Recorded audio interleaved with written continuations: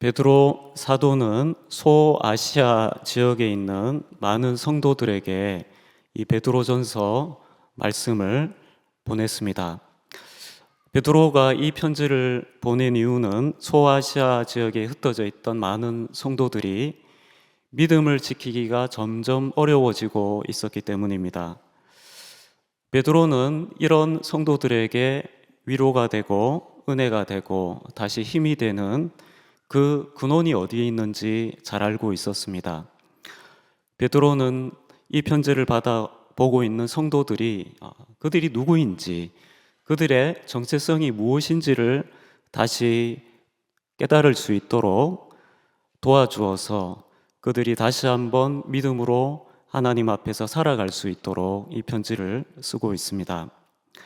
특별히 사도 베드로는 고난 가운데서 어려운 가운데 있음에도 불구하고 하나님에 대한 그리고 예수 그리스도에 대한 믿음을 포기하지 않고 이 시험을 이겨나갈 뿐만 아니라 하늘에 소망을 두고 기쁨 가운데 믿음을 지켜가고 있는 이 성도들의 믿음을 인정해주고 격려합니다. 사랑하는 성도 여러분, 우리는 예수를 믿는다 하지만 예수님을 사실 잘 모릅니다. 그냥 종교의 대상으로 생각할 때가 많습니다. 그러나 베드로전서 말씀을 읽어보면 초대교회 성도들에게 있어서 예수는 그저 종교의 대상이 아니었습니다. 불과 몇십 년 전에 이 땅에 사셨던 분이고 초대교회 성도들 중에서 많은 사람들이 예수를 직접 본 적이 있는 사람이고 그리고 예수님의 부활을 직접 본 적이 있는 사람이었습니다. 초대교회 성도들에게 예수는 너무나 선명한 사람이었고 그리고 나중에 알게 된 더 놀라운 사실은 그분이 우리에게 구원을 가져다 준 하나님의 아들이시다 하는 사실이었습니다. 초대교회 성도들의 모든 삶의 기준과 중심에는 바로 얼마 전에 이 땅에 오셔서 우리와 함께 사셨던 완전한 인간이셨지만 완전한 하나님이셨던 바로 그 하나님의 아들 예수 그리스도가 항상 그리스도인의 삶의 중심에 있었습니다. 이런 점에서 오늘 우리 현대시대의 그리스도인들이 가장 먼저 되찾아야 되는 것 중에 하나는 바로 예수 그리스도를 다시 우리 삶의 중심에 되찾는 것입니다. 베드로전서가 바로 이와 같은 예수 그리스도를 되찾을 수 있도록 하는 말씀으로 우리에게 위로를 주고 다시 한번 우리의 믿음을 회복시켜 주실 거라고 믿습니다.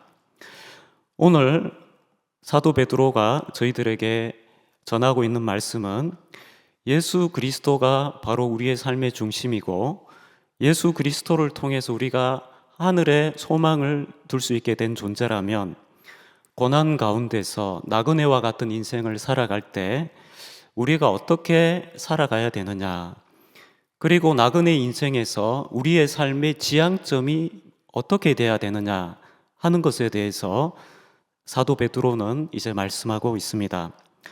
오늘 첫 번째로 살펴볼 내용은 우리가 온전히 발해야 될 것이 있다는 것입니다.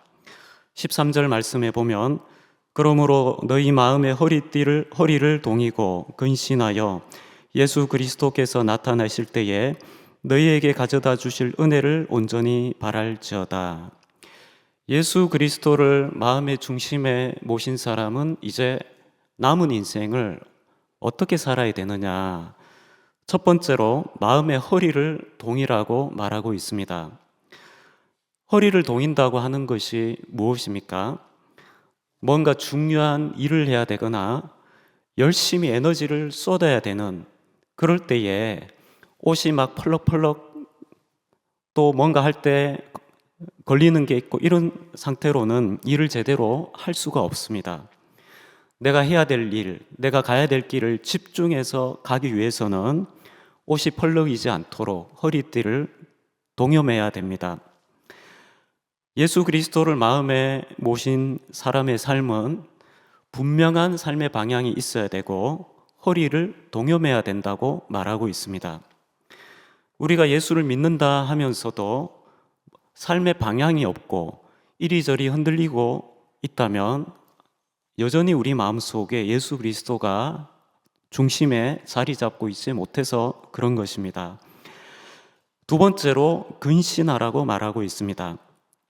여기서 근신한다고 하는 말은 어디인가 취해 있지 않는 것을 말합니다. 머리가 깨끗하지 않은 상태에 있는 것을 말합니다. 왜 베드로 사도는 나그네와 같이 고난 가운데서 살아가고 있는 성도들에게 허리를 동이고 근신하라고 얘기하고 있습니까? 바로 하나님의 백성들이 바라야 될 게 있는데 허리를 동이고 근신하지 못하면 내가 온전히 바라야 될 그것을 바라보지 못하게 되기 때문이라고 얘기하고 있습니다. 그러면 온전히 바라야 되는 게 무엇이겠습니까? 예수 그리스도께서 나타나실 때에 너희에게 가져다 주실 은혜를 온전히 바라라고 말하고 있습니다. 우리에게는 하나님이 주실 은혜가 예정되어 있습니다. 이 은혜를 1장 앞부분에 보면 소망, 산소망 이렇게 얘기합니다. 하나님께서 우리에게 주신 기업이라고 얘기합니다. 우리에게 완전히 이루어질 구원이라고 얘기합니다. 하나님의 백성들이 바라보아야 될 것은 그냥 바라보는 것이 아니고 온전히 바라보아야 될 것은 예수 그리스도께서 다시 이 땅에 오셨을 때 우리가 예수 그리스도 앞에 서게 되었을 때 예수님께서 우리에게 은혜를 베푸신다는 것입니다. 그것이 얼마나 소중하고 대단한지 모릅니다. 은혜를 주신다는 게 뭘까요? 예수 그리스도께서 우리를 보시고 우리를 하나님의 백성으로 인정해 주신다는 것입니다. 그리고 너는 참 내 백성이다. 그리고 하나님 나라의 유업을 이을 자다. 인정받는 것을 말합니다. 여러분, 우리가 정말 하나님 앞에 섰을 때 우리가 인정받을 수 있습니까? 너는 진짜 내 백성이다. 여러분, 우리는 지난 한 주만 우리의 삶을 돌아봐도 우리는 얼마나 많이 넘어졌는지 모릅니다. 우리는 깨끗하지 못합니다. 이런 우리가 과연 하나님 앞에 섰을 때 내가 너를 나의 아들로 인정한다. 너는 정말 믿음으로 살아왔구나. 인정받는 게 우리에게 결코 가벼운 일이 아닙니다. 그러나 하나님께서는 약속하고 계십니다. 우리의 행위가 아니라, 우리의 노력이 아니라, 우리의 지식과 경험이 아니라 오직 예수 그리스도를 우리 마음에 모시고 있는 그 사람은 주님이 다시 이 땅에 오실 때 너는 하나님의 백성이 맞다 인정해 주시고 완전한 구원을 우리에게 베풀어 주신다는 것입니다. 그래서 바로 이 구원을 온전히 발휘해야 된다고 말씀하고 있습니다. 이런 점에 있어서 오늘 하나님의 백성들이 잃어버리고 있는 것이 무엇이냐 하면 예수를 믿는다 이렇게 혼자서 생각하면서 구원을 마치 다 이룬 것처럼 생각을 한다는 것입니다. 그러면서도 옛날 방식 버리지 않고 옛날의 사고방식 버리지 않고 옛날에 말하던 방식 버리지 않고 옛날처럼 똑같이 살아간다는 것입니다. 왜냐하면 이미 다 이루었다고 생각하기 때문에, 이미 다 경주를 다 뛰었다고 생각하기 때문에 이 사람은 경기가 끝난 사람 같습니다. 이 사람은 경기를 지금 뛰고 있는 사람 같지가 않습니다. 그러나 베드로 사도는 뭐라고 얘기합니까? 너는 지금 경기가 끝난 게 아니다. 그래서 마지막 골인 지점에서 통과해서 네가 경기를 완전히 제대로 끝까지 뛰었고 그리고 상 주시는 분에게 상을 받기 위해서는 허리를 동이고 취하지 말고 근신해야 된다고 말씀하고 있는 것입니다. 하나님의 백성들은 이 땅을 떠나는 순간까지 경기가 끝나지 않습니다. 우리는 끝까지 뛰어야 됩니다. 그러나 마치 다 뛴 것처럼 경기가 끝난 것처럼 사는 것은 예수 그리스도를 진짜 우리 마음에 모신 것이 아닙니다. 오늘 두 번째로 베드로 사도가 나그네로 살아가고 있는 성도들의 삶의 지향점이 무엇이 되어야 되는가? 두 번째로 말하는 것은 바로 거룩입니다. 너희가 순종하는 자식처럼 전에 알지 못할 때에 따르던 너희 사욕을 본받지 말고. 우리는 예수 그리스도를 내 마음에 모시기 전에 우리의 인생을 끌고 가는 것이 있습니다.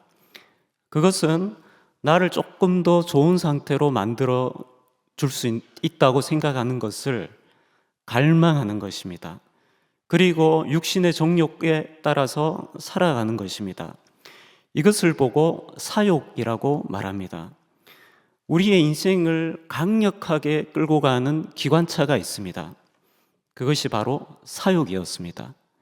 이것 때문에 우리는 열심히 일을 하고 밤을 새워서 일을 하기도 하고 열심히 정신없이 살아갔습니다. 그러나 예수를 믿는다고 하는 것이 무엇입니까?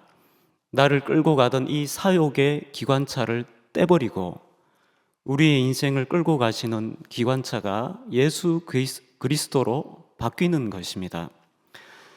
더 이상 우리 사욕을 본받지 말라고 하는 것은 따르지 말라고 하는 것입니다. 그러면 우리의 이 기관차, 나를 끌고 가던 이 사욕의 기관차를 떼어내 버리고 그 다음에는 무엇을 해야 되겠습니까?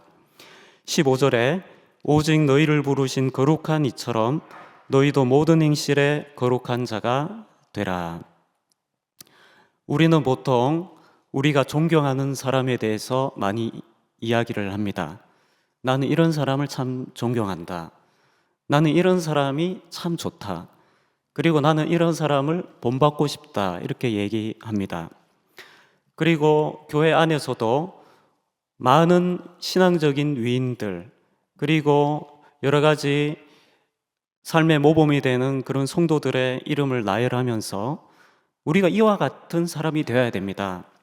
우리는 이런 사람의 본을 따라가야 됩니다. 이렇게 말할 때가 많습니다.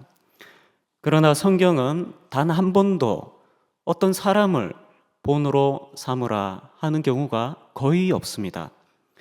사도 베드로가 나를 본받으라 얘기한 적은 있습니다. 그러나 성경 전체의 정신은 하나님의 백성들이 본으로 삼아야 되는 유일한 대상, 우리가 기준으로 삼아야 되는 유일한 대상은 바로 하나님 자신입니다. 우리의 삶은 항상 하나님과 비교해야 됩니다. 이것이 바로 성경적인 가르침입니다. 우리는 다른 성도들, 다른 사람과 비교하면서 사는 존재가 아닙니다. 바로 하나님과 비교하면서 살아가야 되는 존재입니다. 베드로 사도는 뭐라고 얘기하고 있습니까? 너희를 부르신 거룩한 이처럼 너희도 행실에 거룩한 자가 되라. 마태복음에 예수님께서 산상수훈의 말씀을 하십니다. 거기에 보면 바리새인과 서기관들의 의보다 더 뛰어난 의를 너희가 행하지 않으면 결코 천국에 들어갈 수 없다고 말씀합니다. 그러면서 엄청난 이 산상수훈의 말씀을 하시는데 그 내용이 담고 있는 내용이 무엇일까요? 그것은 바로 하나님이 가지고 계시는 거룩한 성품을 보여주고 있는 것입니다. 다른 사람에 대해서, 원수에 대해서, 그리고 나와 다른 성별을 가지고 있는 이성에 대해서 어떤 태도를 가지고 어떤 마음을 가지고 대해야 되느냐, 하나님은 어떻게 대하시느냐, 그것을 보여주는 게 산상수훈의 말씀입니다. 하나님의 거룩을 보여주는 게 산상수훈의 말씀입니다. 그러니까 우리가 따라야 될 본은 하나님의 거룩하심입니다. 그래서 16절에 기록되었으되 내가 거룩하니 너희도 거룩할지어다 하셨느니라. 이것은 바로 하나님께서 우리에게 기대하시는 바입니다. 하나님이 우리를 예수 그리스도 안에 있게 하신 이유는 바로 우리도 하나님과 같이 거룩한 자가 되도록 하시기 위해서 우리에게 예수 그리스도를 주신 것입니다. 그래서 항상 기준은 하나님의 거룩하심에 있습니다. 이제 마지막 세 번째입니다. 그러면 우리가 어떻게 할 때 바로 이와 같은 삶을 살아갈 수가 있겠습니까? 우리는 하나님의 말씀에 순종하려고 노력해보면 바로 넘어진다 하는 사실을 경험하게 됩니다. 원수를 사랑하라, 이 말씀을 우리가 듣지만 원수가 없을 때는 이 말씀이 너무 쉽게 들립니다. 우리 마음에 전혀 걸림이 없습니다. 그러나 어느 순간 원수 같은 사람이 우리에게 나타났을 때 원수를 사랑하라, 이 말씀은 우리를 정말 고통스럽게 만들 뿐만 아니라 나하고 전혀 상관없는 말씀처럼 여기게 됩니다. 이와 같이 하나님의 요구, 거룩하심은 우리를 절망하게 만들기도 하고 우리를 너무 낙담하게 만듭니다. 왜냐하면 우리 힘으로 이 말씀에 순종할 수가 없기 때문입니다. 그럼에도 불구하고 하나님은 우리에게 이것을 원하십니다. 그리고 이것이 가능하도록 하십니다. 예수 그리스도 안에 있게 하셔서 이것을 가능하도록 하십니다. 그러면 이것이 어떻게 가능할까? 17절에 외모로 보시지 않고 각 사람의 행위대로 심판하시는 이를 너희가 아버지라 부른즉. 사도 베드로는 우리가 아버지라고 부르는 그 하나님이 어떤 분이신지 성도들에게 상기시킵니다. 하나님은 우리를 외모로 보시지 않습니다. 우리는 사람들을 만날 때 외모가 너무 중요합니다. 외모가 부담스럽지 않고, 그리고 외모가 튀지 않고, 그리고 매너나 이런 게 좋으면 우리는 마음이 쉽게 열립니다. 그것은 너무나 당연한 것입니다. 반대로 외모가 볼품이 없고 말투가 너무나 우리가 좋아하지 않는 말투를 가지고 있고 그러면은 마음이 다칠 것입니다. 그러나 우리는 그런 겉모습은 잘 볼 수 있지만 그 사람 마음 속에 있는 진실한 그 사람의 모습은 보기가 어렵습니다. 그러나 하나님은 지금 어떤 분이라고 말씀하고 있습니까? 하나님은 사람을 외모로 보시지 않고 그 사람의 행위대로 판단하시는 분이라고 말씀하고 있습니다. 바로 이분을 우리의 아버지라고 우리가 부르고 있다는 것입니다. 그러면 우리가 하나님을 대할 때 항상 기억하는 게 무엇이겠습니까? 우리가 어떻게 행하느냐, 하나님 앞에서 우리가 어떻게 살아가고 있느냐, 그것을 하나님은 보고 계신다는 것입니다. 그래서 마지막으로 베드로 사도는 이렇게 말합니다. 너희가 나그네로 있을 때를 두려움으로 지내라. 왜 두려움으로 지내라고 말씀하고 있습니까? 우리가 아버지라고 부르는 그 하나님은 우리를 그저 외모로 보시는 분이 아니라 우리의 행위대로 심판하시는 분이시기 때문입니다. 바로 이 하나님을 바로 알고 이 우리의 행위대로 심판하시는 그 하나님을 우리가 두려워하는 것, 이 마음을 가지고 우리가 살아갈 때 예수 그리스도께서 우리 마음속에 역사하기 시작하십니다. 여기서 두려움으로 지낸다 하는 것을 성경에서는 다른 말로 하나님을 경외한다고 이야기합니다. 하나님의 백성에게서 절대로 없어서는 안 되는 성품이 뭐냐 하면 바로 하나님을 두려워하는 것입니다. 하나님을 두려워한다는 게 어떻게 나타날까요? 우리 머리 위에 권위자가 있다는 사실을 항상 의식하면서 사는 것입니다. 그것이 두려워하는 것이고 그것이 두려움으로 지내는 것이고 하나님을 경외하는 것입니다. 여러분, 군대에 있는 군인들이 자기 계급을 알고 있다면 자기보다 더 계급이 높은 사람을 의식하게 되어 있습니다. 별을 단 사람이 나의 어떤 고과라든지 그리고 수행 능력이라든지 이런 것을 어떻게 볼지 항상 염두에 두고 있습니다. 그래서 말하는 것, 행동하는 것, 또 훈련할 때 어떻게 하는 것 항상 조심합니다. 왜냐하면 내 머리 위에 어마어마한 힘을 가지고 있는 권위자가 있다는 사실을 알기 때문입니다. 하나님을 믿는다고 하는 것이 무엇입니까? 내 머리 위에 권위자가 있다는 사실을 의식하면서 사는 것입니다. 그래서 정말 믿음으로 사는 사람을 딱 만나보면 느낌이 옵니다. 저 사람은 누군가를 의식하면서 말하는구나. 함부로 행동하지 않구나. 저 사람 머리 위에는 어떤 권위자가 있구나. 말로 표현할 수는 없지만 그 인상을 줍니다. 하나님의 백성들에게는 반드시 이게 있어야 됩니다. 어떤 사람은 이 대화를 나눠보면 그 사람이 대장입니다. 그 사람이 왕입니다. 그 사람이 대통령인 것 같습니다. 그 사람이 당회장인 것 같습니다. 자기 머리 위에 권위자가 아무도 없고 자기가 최고의 권위자인 것처럼 말하고 행동하는 사람이 있습니다. 그 사람은 하나님을 두려워하는 사람이 아닙니다. 하나님을 경외하는 사람이 아닙니다. 하나님을 두려워하지 않고 경외하지 않는 사람은 거룩한 자로 살아갈 수 없습니다. 그러나 내 머리 위에 우리의 행실을 보고 판단하시는 그 하나님을 정말 두려워한다면 우리는 하나님을 본받을 뿐만 아니라 하나님 앞에서 거룩하게 살아갈 뿐만 아니라 고난 가운데서도 기뻐하는 인생을 살아가게 되는 것입니다. 사도 베드로는 고난 가운데 있는 성도들에게 그들을 위로합니다. 너희들은 이 땅에서는 나그네와 같이 살아가고 있지만 예수 그리스도를 믿음으로 산 소망을 얻게 되었고 너희들은 그 믿음 때문에 고난 가운데서도 낙담하지 않고 기뻐하면서 살아가고 있구나. 너희에게 구원이 기다리고 있고 하늘의 상급이 예비되어 있다. 이렇게 말하면서 권면하고 있는 것입니다. 만약 너희들이 그리스도 안에 있는 게 맞다면 이제 너희는 삶의 방향이 정해졌다. 허리를 동이고 근신하고 하나님이 우리에게 장차 주실 그 은혜를 온전히 바라라. 그리고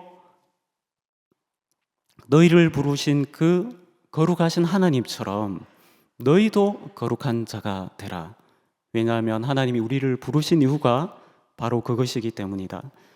뿐만 아니라 너희들이 거룩하게 살기 위해서는 우리가 아버지라고 부르는 바로 그분이 우리의 행위대로 심판하시는 분이시라는 사실을 알고 그분을 두려워하면서 그분을 경외하면서 그분을 내 머리 위에 권위자로 삼아서 살아가라.